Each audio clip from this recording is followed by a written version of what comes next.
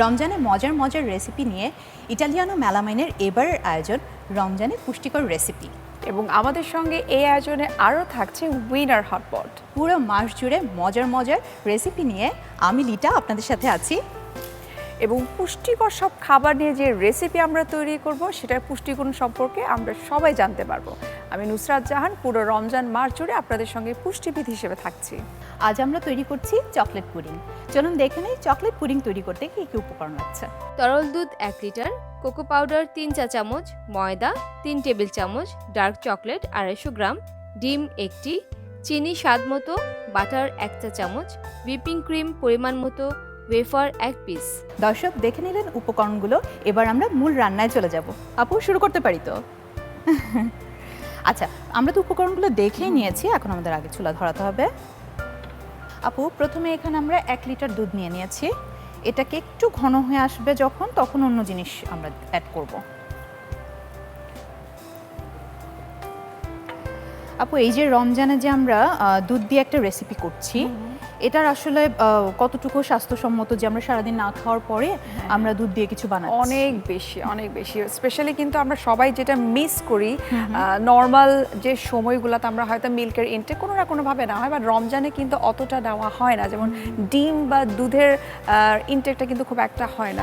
এইভাবে যদি আমরা ডিমও অ্যাড করব, এক্স্যাক্টলি মজাদার কোনো রেসিপির মাধ্যমে যদি আমরা ইফতারিতে বা ইফতারের পরে যদি আমরা এটাকে অ্যাড করতে পারি দুধের কোনো আইটেমস, অনেকটা কিন্তু মিল্কের যে প্রোটিন ফার্স্ট ক্লাস প্রোটিনের ইনটেকটা কিন্তু আমাদের অলমোস্ট হয়ে যাচ্ছে এই হেলদি ওয়েতে যদি আমরা রান্না করি। আচ্ছা, আর এই রেসিপির আরেকটা মজার দিক হলো এটা কিন্তু চাইলেই আমরা 2-3 দিন আগেও যদি বানিয়ে ফ্রিজে রেখে দেই, কারণ এটা অন্য পুডিংয়ের মতো না যে আমরা এটা একটা ছাঁচের মধ্যে দিয়ে তারপর এটা বানাচ্ছি সেদ্ধ করে যেটা করা হয়। এটা আমরা ইনস্ট্যান্টে যে মেক করছি এভাবেই সে পুডিংটা হয়ে যাচ্ছে। তো এটা যখন আমরা ঠান্ডা করে খাবো, যেহেতু গরমের মধ্যে এবার রোজা, ঠান্ডা করে খাবো তখন কিন্তু মজা লাগবে। এবং চাইলে কিন্তু আমরা 2-3 দিন আগে যদি বানাই কিংবা একদিন আগে বানিয়ে ফ্রিজে রেখে দেই এবং ইফতারের সময় ঠান্ডা ঠান্ডা সার্ভ করি, সেক্ষেত্রেও কিন্তু খুব মজা লাগবে। আমার মনে হয় প্রিজারভেশনটা ভেরি ইম্পর্টেন্ট। যে কোন আমি বক্সে রাখছি, কোন এয়ারটাইট বক্সে রাখছি, বা কোন হটপটে চাইলে আমরা কিন্তু এটা আলাদা করে রাখতে পারি। আচ্ছা, দুধটা ফুটে উঠেছে। এখন আমাদের এখানে 3 চা চামচ পরিমাণ কোকো পাউডার দিতে হবে। চামচটা নিয়ে নেই। বাচ্চারা মানেই কিন্তু আসলে কোকো পাউডারটা খুব পছন্দ করে। আমার তো মনে হয় বড়দেরও অনেকের চকলেট খুব পছন্দ, বাট খুব কেয়ারফুল থাকতে হবে। যাদের একটু ওজন বেশি বা যারা আসলে ডায়াবেটিক পেশেন্ট, তাদের কিন্তু উচিত ডেজার্ট আইটেমগুলোতে যদি একটু কোকো পাউডারটা অ্যাভয়েড করা যায়। অবশ্যই নিতে পারবে, বাট সেটা যদি একটু পরিমিত পরিমাণে হয়, মাঝে মধ্যে চাইলে কিন্তু নেওয়া যেতেই পারে। আচ্ছা, এটাকে খুব ভালো মতো মেল্ট করে নিতে হবে। একদম যখন মেল্ট হয়ে যাবে তখন আমরা ধীরে ধীরে এখানে ময়দাটা অ্যাড করব।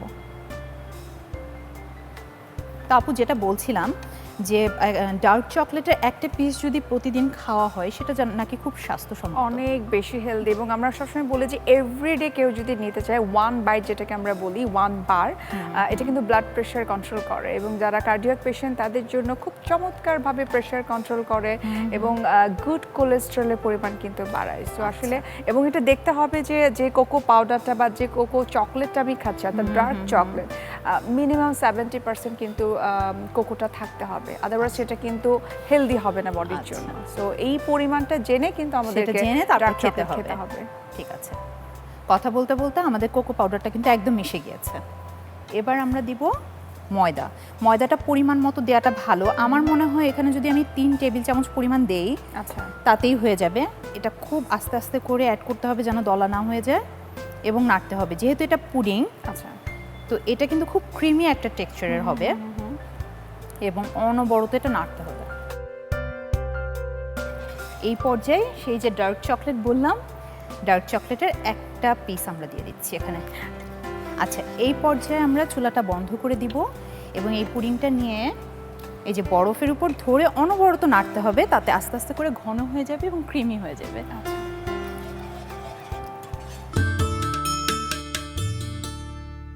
আশা করি আমাদের মজাদার রেসিপিটা মনে হয় অনেকটাই হয়ে গেছে। হ্যাঁ, অনেকটাই হয়ে গিয়েছে।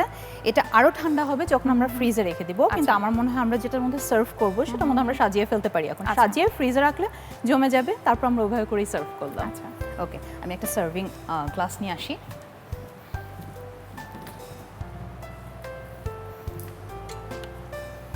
আপু তুমি কি খেয়াল করেছো এই যে আমাদের ইটালিয়ানো মেলামাইন, এটা ডিজাইন কিন্তু অসাধারণ। আচ্ছা, এটা যেহেতু একদম পুরো গরম নেই, একটু আমি বলবো কুসুম গরম আছে। আচ্ছা, এই অবস্থায় আমি ডিমের কুসুমটা অ্যাড করে দেব এবং অনবরত আবার সেই নাড়তে হবে।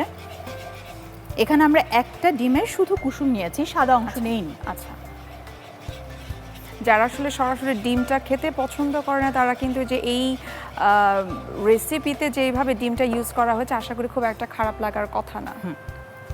এরপর আমাদের চিনিটা দিয়ে দিতে হবে। চিনিটা আসলে স্বাদ মতো, এখানে যেহেতু আমরা ডার্ক চকলেট দিয়েছি একটু তিতা ভাব থাকতে পারে, সেক্ষেত্রে যারা চিনি বেশি খায় তারা 3 টেবিল চামচ, আর যারা কম খায় 2 টেবিল চামচ দিলে আমার মনে হয় ঠিক হবে।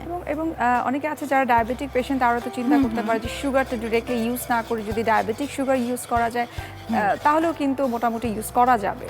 আপু, এক্ষেত্রে আমার একটা প্রশ্ন আছে, সেটা হলো আমরা যদি চিনির বদলে গুড় খাই সেটা কি স্বাস্থ্যসম্মত?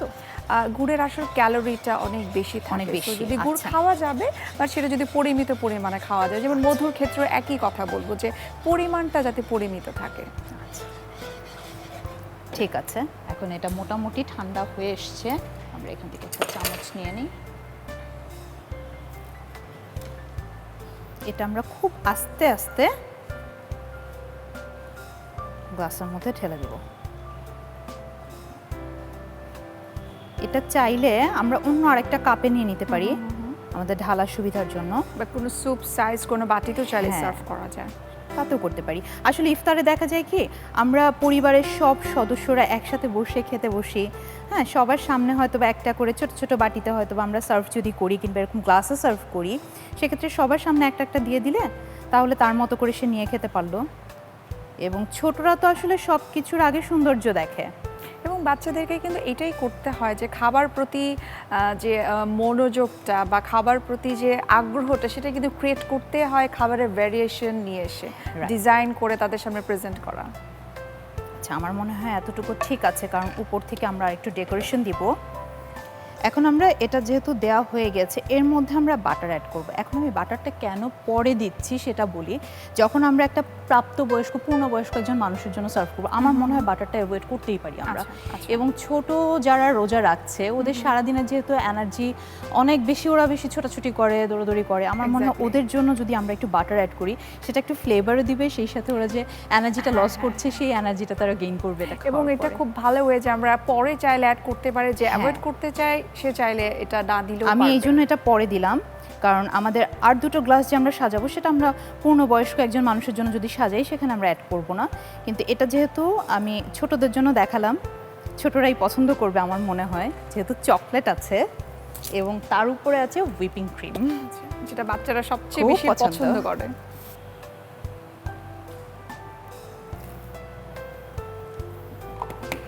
আপুর কাজ কিন্তু শেষ হয়নি, আরও অনেক কিছু বাকি, যেটা আসলে ছোটরা আসলেই পছন্দ করবে। এখানে আমরা একটা ওয়েফার দিচ্ছি,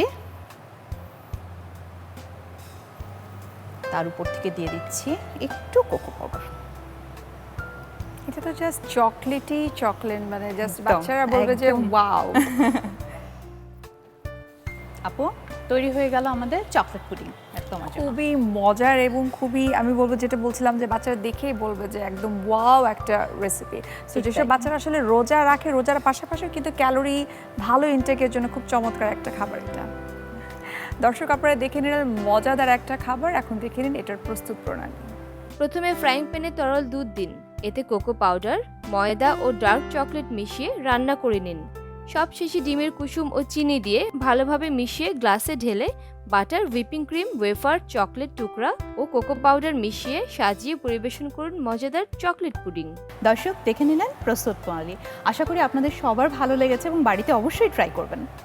আজকের মতো বিদায় নিচ্ছি ইটালিয়ানো মেলামাইন রমজানে পুষ্টিকর রেসিপি থেকে, এবং আমাদের সহযোগে আয়োজনে আরও রয়েছেন উইনার হটপট। দেখা হবে আবারও আপনাদের সঙ্গে প্রতি রমজান মাস জুড়ে বিকেল 4টায়। সে পর্যন্ত চোখ রাখুন NTVর পর্দায়।